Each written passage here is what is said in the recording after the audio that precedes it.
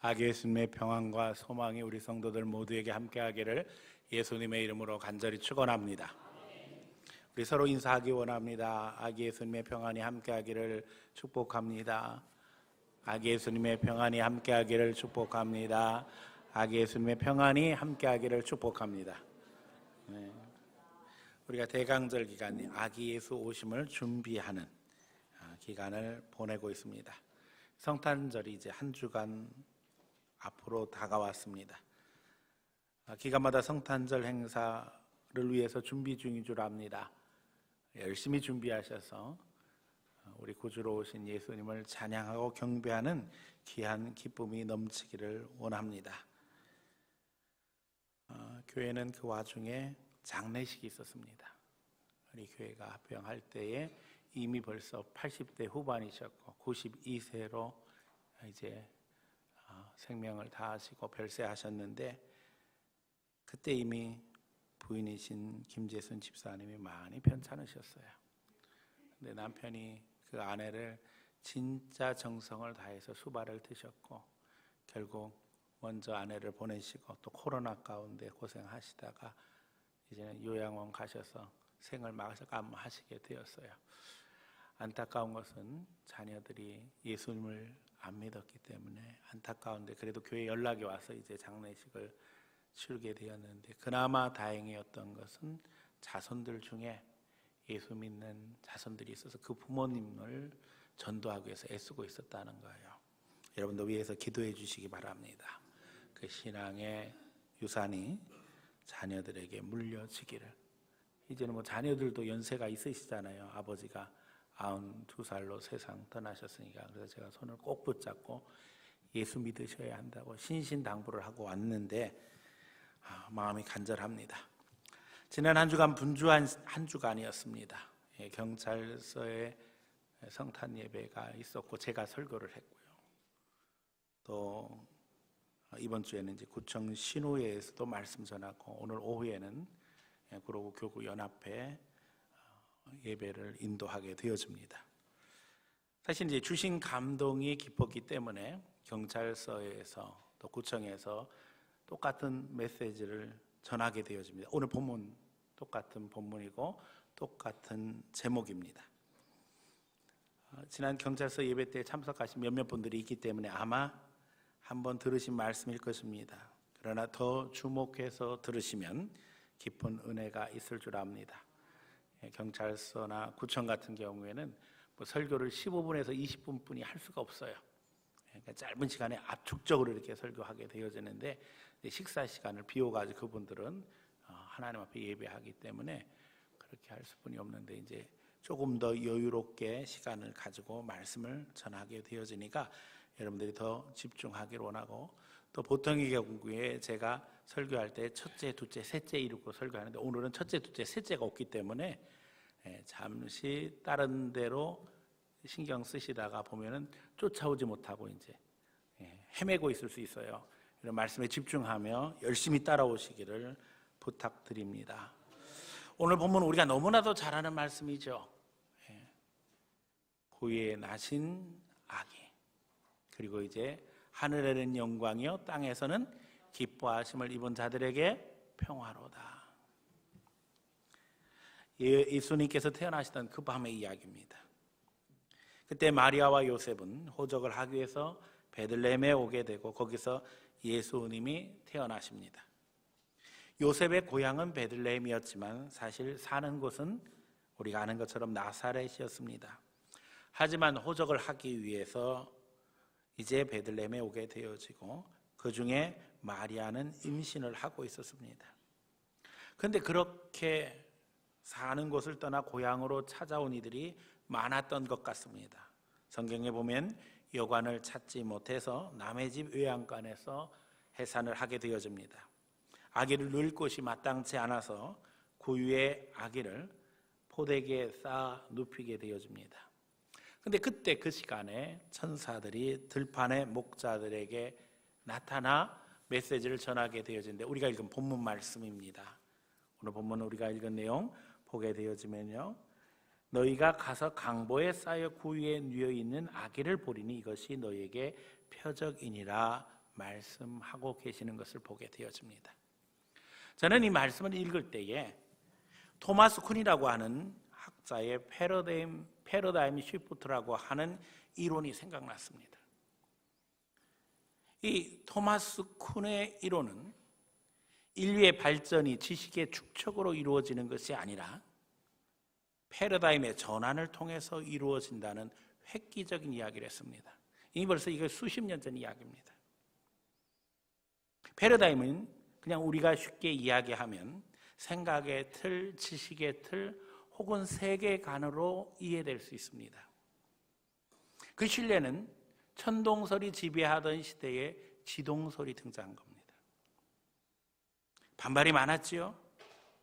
그러나 지동설의 등장은 세상의 모든 기득권과 논리를 통째로 흔드는 것이었습니다. 더 이상 천동설에 근거했던 모든 지식은 무의미하게 되었습니다. 예수님이 태어나실 때 그리고 본문이 기록될 때에도 어린아이는 소망, 평안 그런 것들과는 별개의 대상이었습니다. 우리가 지난주 시간에도 본 것처럼 성경에 기록된 대로 예수님이 출생하실 때에 헤롯 왕이 이스라엘을 다스리고 있었고 이 헤롯 왕은 아주 독재자였잖아요. 그래서 메시아가 태어났다는 이야기를 듣고는 그의 별이 언제 나타났는지를 물어보고 또 그가 어디서 났는지 와서 이야기해달라고 하면서 마음속에는 무슨 생각을 가지고 있었어요? 찾아내서 내가 죽여야 되겠다. 그런데 하나님의 지시하심으로 동방박사는 헤롯에게로 돌아가지 않고 다른 길로 해서 자기 고향으로 가지요. 그래서 헤롯이 어떻게 해요? 역계산을 해서 이제 2살 이하의 아이들을 다 죽여버립니다. 그런데 이 엄청나고 충격적인 사건에도 그 당시 역사는 우리에게 그렇게 도전적이지 않아요. 오늘 만약에 이런 일이 벌어졌다 하면 전 세계가 뒤집어질 겁니다. 글로벌 뉴스가 되어져서 이 나라 저 나라에서 막 항의하고 데모하고 법석을 떨겠지요. 하지만 그 당시 아이들의 가치는 중요한 것이 아니었어요. 태어나서 그 둘 중에 하나는 거반 죽는 경우가 허다했는데 뭐 사고사를 하든 풍토병으로 죽든 사람들은 그렇기 때문에 별로 아이들의 죽음에 대해서 관심조차도 두지 않았어요. 그런데 오늘 이 본문, 이 구절은 이제 우리의 패러다임을 바꾸고 있습니다. 비로소 어린아이가 소망이 되고 평안이 되고 위로가 되었다는 거예요. 그리고 사실은 그 뒤에 계속 이어지는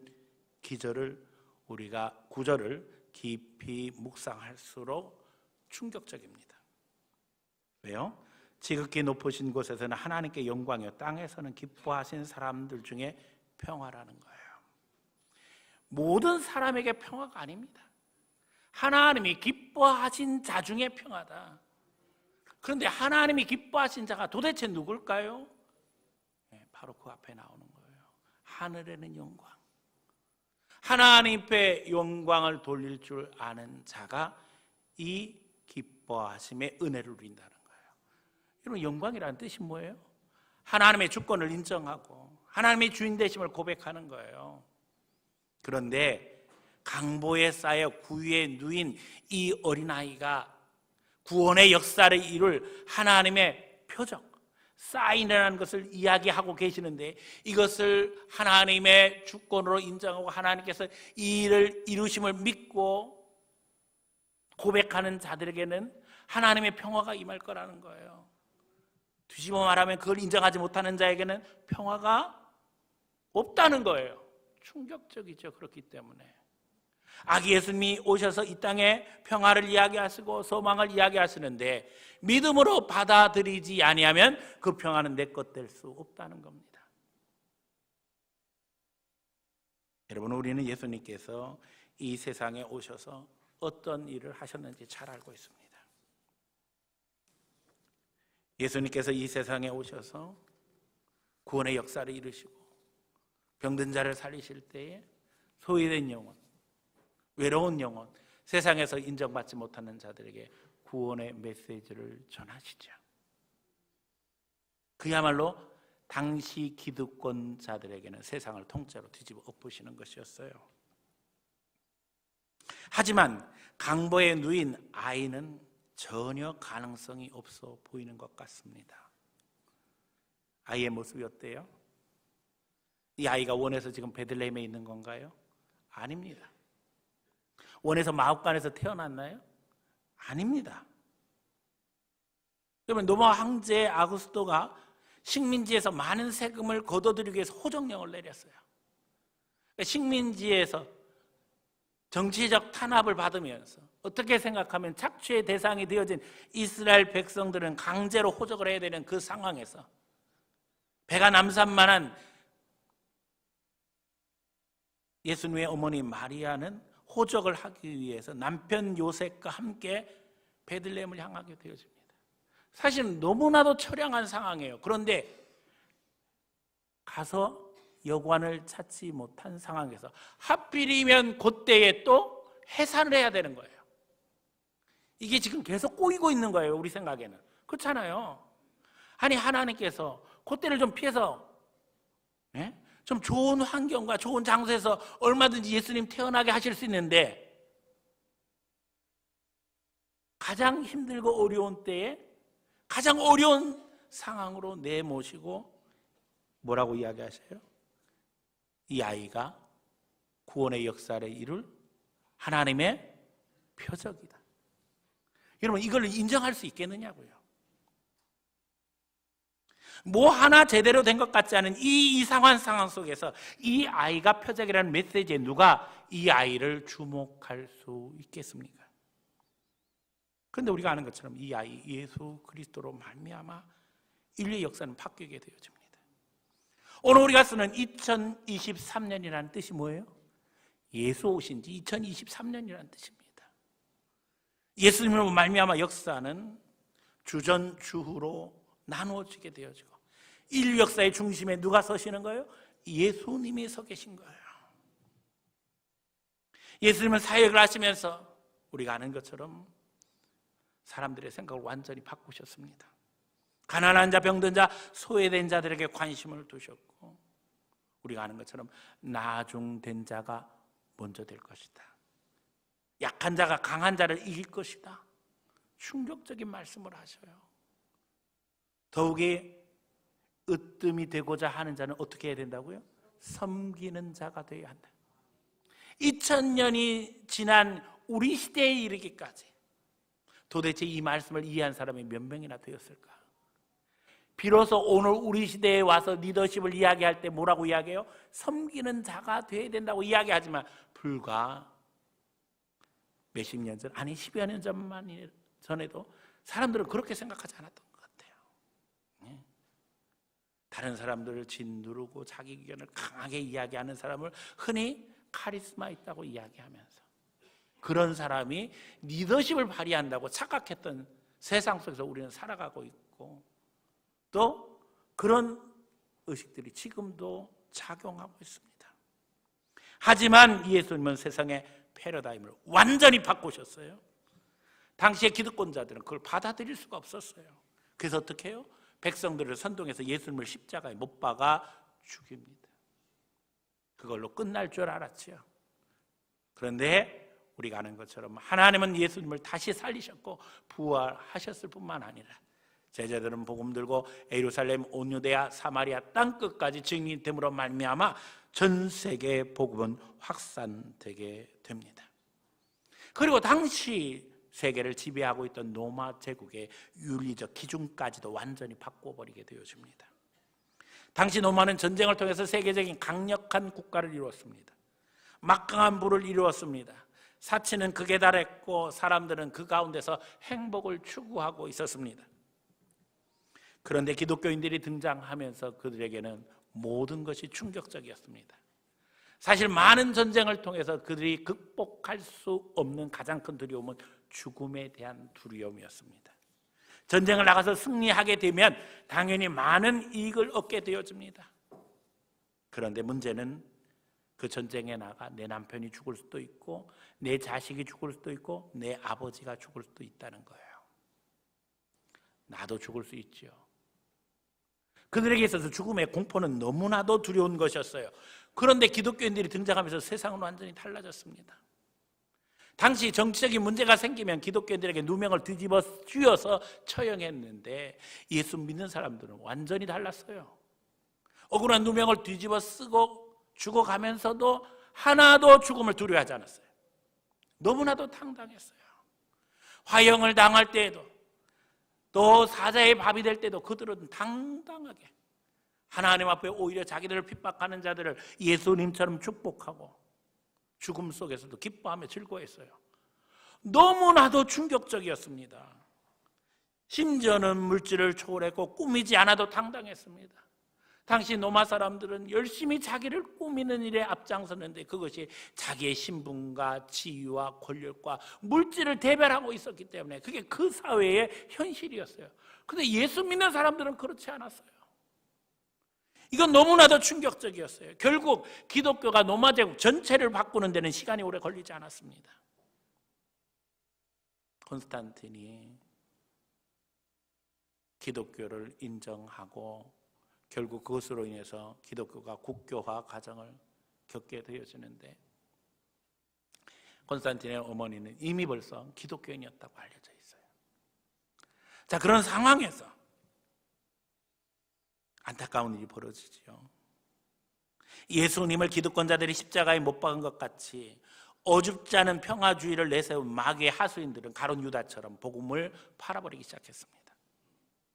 교회 안에 온갖 우상숭배자들이 다 들어와서 평화를 가정한 혼합주의 우상숭배가 교회 안에 자리 잡게 됐고 그 정체가 바로 지금의 천주교 로마 카톨릭입니다.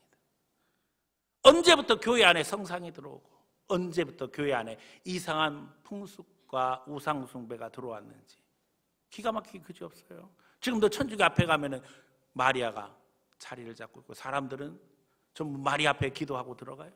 하나님을 섬기는 건지 마리아를 섬기는 건지 도대체 분별력이 흐려있는 이 안타까운 모습을 보게 되었습니다. 결국 타락한 교회를 종교개혁을 통해 하나님은 다시 예수님 말씀으로 바꾸셨고 이제 새로운 패러다임으로 세상을 변화시키셨습니다. 하나님의 형상으로 인간을 다시 발견하게 하셨으며 그리고 이제 이것이 민주주의의 기초가 되게 하셨어요. 교회 안에서 민주주의가 가능했던 이유는 너무나도 분명합니다. 성경 말씀에 사람은 하나님의 형상과 모양으로 만들어진 존재라고 기록되어 있잖아요. 그것만으로도 사람은 존중받을 가치가 있는 거지요. 더욱이 종교개혁자 칼빈은 직업소명서를 이양했어요. 먹든지 마시든지 무엇을 하든지 하나님의 영광을 위해서 해라. 결국 세상의 많은 사람들은 물건을 만들 때 제품을 만들었지만 그리스도인들은 명품을 만들었습니다. 먹기 위해서 물건을 만들어 파는 것이 아니라 거기에 내 영혼을 담고 신앙을 담게 되어질 때 명품이 되었고 그것은 당연히 부가가치가 올라가서 그들을 부유하게 했어요. 스위스에는 은행들이 자리를 잡기 시작했고 지금도 스위스 은행은 세계 최고의 신용력을 가지고 있습니다. 이 힘은 칼빈의 제네바 아카데미를 통해서 유럽의 많은 엘리트들을 불러 모으게 되어지고 그들이 교육을 받고 난 후엔 자기 조국에 돌아가서 종교개혁의 불길을 일으키기 시작합니다. 그래서 스위스만 변화된 것이 아니라 화란을 변화시키고 영국을 변화시키고 또 독일을 변화시키고 전 세계가 복음의 불길 속에 휩쓸리게 되어지죠. 영국에서는 청교도 혁명, 명예혁명이 개혁주의자들에 의해서 일어났고 왕이 있음에도 불구하고 우리가 너무나도 잘 아는 이야기처럼 더 이상 왕은 군림할 수 없게 되었습니다. 하나님의 역사는 놀라웠어요. 더 급진적인 변화를 바라는 이들이 모든 기득권을 포기하고 신대륙을 향해 갔고 그것이 오늘날 미국 건국의 기초가 되었습니다. 그리고 더 충격적인 것은 미국 교회가 부흥운동을 하면서 그 결과물로 한국 선교가 이루어졌다는 거예요. 은혜 받은 사람들이 한국 선교에 자원했고 이 땅에 와서 교회를 세울 뿐만 아니라 학교를 세우고 병원을 세우면서 많은 엘리트들을 교육시킴으로 말미암아 대한민국 건국의 기초를 놓게 되어지고, 기도하면서 대한민국이 시작하게 되어지고, 또 우리가 아는 것처럼 한국 헌법에 기독교 정신을 담음으로 말미암아 그야말로 종교개혁의 이 전통이 유럽을 통해서 꽃이 피고 미국을 통해서 열매를 맺게 하시던 이제는 한국에 와서 그 열매를 따먹는 축복으로 연결되게 되었어요. 전 세계를 미국이 주도하고 있고, 우리가 아는 것처럼 2차 세계대전 이후에 독립한 나라 중에 우리 대한민국은 아주 독특한 위치에 서게 되었습니다. 우리 국민들도 우리 대한민국이 왜 이런 축복을 받고 있는지 제대로 알지 못하고 있어요. 여러분, 우리가 아는 것처럼 우리가 독립할 때 대한민국의 모습은 그야말로 전 세계에서 가장 가난하고 못 살고 불행한 나라였습니다. 어떻게 생각하면 오늘 강보에 쌓여 구유에 누운 예수님의 모습과 비교할 만한 상황이었어요. 그러나 하나님 모든 걸 다 바꾸셨어요. 약한 자를 떠서 강한 자를 부끄럽게 하시고 나중된 자로 먼저 되게 하시는 하나님의 역사가 비로소 이 땅에 임하게 된 것입니다. 오늘 영의 눈이 열릴 적에 구유에 누인 강보에 쌓인 그 어린아이를 통한 구원의 역사를 인정하게 되어지는 것처럼, 그리고 그 가운데 비로소 하나님이 주시는 평화를 누리게 되어지는 것처럼 오늘 우리가 이러한 복을 누리고 있음을 주님 앞에 고백하며 주님 주신 은혜를 빼앗기지 아니하고 제대로 지킬 수 있는 성도들이 되시기를 축원합니다. 제가 늘 강조하지만 하나님 앞에 복 받는 것도 중요하지만 이 복을 지키는 것은 더 어렵다고 이야기하잖아요. 이제 우리는 사실 위기를 만나고 있습니다. 세상은 새로운 패러다임을 요구하고 우리는 그 중심에 서 있습니다. 많은 분들이 이야기해요. 목사님, 뭘 해서 먹고 살아야 될지 잘 모르겠어요. 그렇지요? 머리로 하는 일은 앞으로 AI가 다 할 것 같고 몸으로 하는 일은 로봇가 다 할 것 같은 시대에 우리는 살고 있습니다. 여러분, 여기서 우리가 하나님이 주신 영성을 잊어버린다면 우리는 AI나 로봇의 하수인으로 살아가야 할 것입니다. 그러나 우리가 하나님께 주신 고귀한 영적 존재라는 사실을 기억하면서 우리 영성을 개발해 나간다면 결단코 그런 일은 벌어지지 않을 것입니다. 그럼 우리는 새로운 시대의 하나님 앞에 신앙 중심의 존재로 서기를 소원하며 기도해야 합니다. 하나님, 영적인 백성이 되게 해주세요. 하나님 중심으로 서게 해주세요. 말씀 속에서 길을 찾고 그 가운데 인도하심 받을 때에 하나님이 우리를 통해서 구원의 역사를 이루어 가시는 줄 믿습니다. 또 다른 도전이 우리에게 있습니다. 이제 아이들 출산율이 급격히 떨어지면서 대한민국은 인구 절벽과 함께 국가 존망을 논의하는 상황이 되었습니다.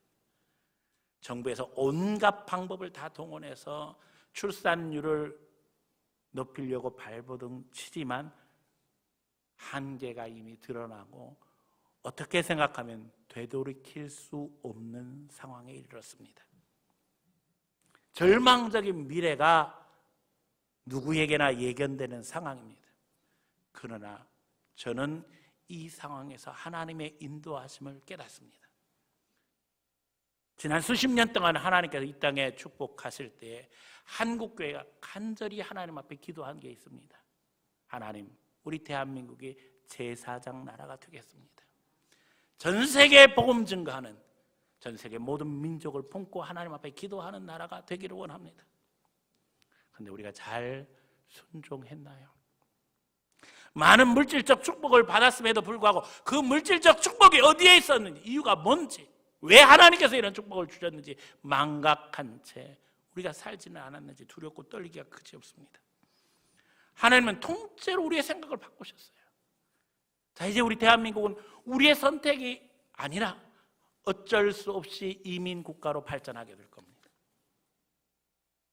우리 자녀들은 몰라도 그 다음 때에는 외국인들과 결혼하는 일이 아주 빈번하게 생기게 될 겁니다. 그리고 정부는 이민을 받아들이지 않을 수 없는 상황으로 지금 전개되고 있어요. 실제로 우리 정부에서 이민청을 세운다는 이야기를 한 것을 여러분 뉴스로 들어봤을 거예요. 이게 현실입니다. 자, 어떤 일이 벌어질까요? 전 세계 각국에서 이민을 온 사람들, 노동자로 오기도 하고 결혼을 해서 오기도 하는데 결국에는 그들이 다 우리와 하나가 되어서 우리 사회를 이루게 되고 우리 대한민국은 순식간에 다민족 국가로 바뀌게 되어 있습니다. 여러분, 영적으로 눈을 떠야 됩니다. 하나님께서 왜 이렇게 우리 한국 사회를 바꾸어 가시는가? 우리가 단일 민족이라고 주장하고 그것에 긍지를 부여하던 시대는 이미 지나갔어요. 어느 순간부터 우리는 단일 민족이 아니라고 이야기하기 시작했고, 또 결혼하는 사람들의 10%가 외국인들과 결혼하는 시대에 이미 살고 있습니다. 하나님 바꾸고 계시는 거예요. 그걸 통해서 우리는 중국 사람들과도 사돈이 되어지고, 베트남 사람들과도 사돈이 되어지고, 우즈벡 사람들과도 사돈이 되어져요. 결국 남이 아닌 인척 관계로 발전하게 되어지죠. 어린아이들에게 대한민국이 조국이 아니라 대한민국에서 자라지만 그들의 조국은 우즈벡이 될 수도 있고 터키가 될 수도 있고 캄보디아가 될 수도 있는 그런 시대에 우리는 새로운 문을 열고 있어요. 하나님이 이 시대에 우리에게 요구하는 게 무엇이겠어요? 우리가 선교에 나서지 않으니까 하나님은 어떻게 하셔요? 하나님의 계획을 바꾸신 것 같아요. 전 세계에서 몰려오게 만드시잖아요. 여러분, 미국이 이민국가로 발전했습니다. 세상의 모든 나라들이 자기 조상의 근거에서 국가에 대한 충성을 요구합니다. 그런데 미국은 그럴 수가 없어요. 이민국가이기 때문에. 그들은 미래를 바라보고 자녀들의 부모로서 충성심을 강요합니다. 무슨 얘기예요? 내 자녀들이 이 땅에서 복을 받을 것을 기대하면서 정체성을 만들어갑니다. 결국 우리 대한민국도 그렇게 바뀔 수뿐이 없는 상황이 될 수뿐이 없는 상황에 이르렀어요. 여러분, 영의 눈이 열려서 바라봐야 합니다. 인정해야 됩니다. 그리고 이제 우리는 거기서 어떻게 해야 돼요? 하나님이 주신 기회라는 사실을 인정하면서 제사장의 마음으로 한 영혼 다 품어야 됩니다. 그 아이를 통해 그 뒤에 있는 그들의 목을 생각하고 축복하고 그들과 어떻게 관계하며 그들에게 복음을 전할 수 있는 길을 열어가야 할지 교회가 기도해야 될 뿐만 아니라 이제는 국가가 나서서 전 세계를 품고 기도하는 그야말로 글로벌 국가로서의 위상을 정립하고 하나님 앞에 사명을 감당해야 되는 시대를 살아가고 있습니다. 하나님은 이 국가의 패러다임을 통째로 바꾸고 계셔요. 오늘 영의 눈을 뜬 사람들은 구유의 누인 아기 예수를 통해서 구원의 역사를 인정하며 그 가운데 평화의 시대를 이어가게 된 것처럼 오늘 여러분들이 이 시대의 전환을 인식하며 이제는 우리가 표적이 되고 있음을 기억해야 할 줄로 믿습니다. 아기 예수를 통해서 진정한 평화를 누릴 수 있게 된 이 축복 속에 이제는 오늘 우리가 새 시대를 열어가며 하나님 눈뜨게 해주시고 이제는 제사장으로 사명 감당하는 거룩한 성도, 거룩한 교회, 거룩한 나라가 되게 해주시옵소서. 기도해야 될 줄로 믿습니다. 믿음의 눈이 열려서 이제 돈 많고 권력 많고 그래서 하나님을 우습게 여기는 기득권자들과는 다른 세상을 볼 수 있는 성도들 되시기를 축원합니다. 예수님의 마음으로 영혼을 대하며 삶 속에서 예수님의 사랑으로 이 시대의 십자가를 짐으로 말미암아 아직도 이 세상에서 소외되고 이 세상에서 외로운 영혼들을 기억하며 그들 예수님의 마음으로 품고 사랑하는 가운데 다시금 하나님 앞에 세워지는 거룩한 나라 대한민국을 꿈꾸며 기도하는 가운데 성탄의 기쁨 평안을 모든 사람들과 함께 나누는 귀한 성도들 다 되어지기를 예수님 이름으로 간절히 축원합니다.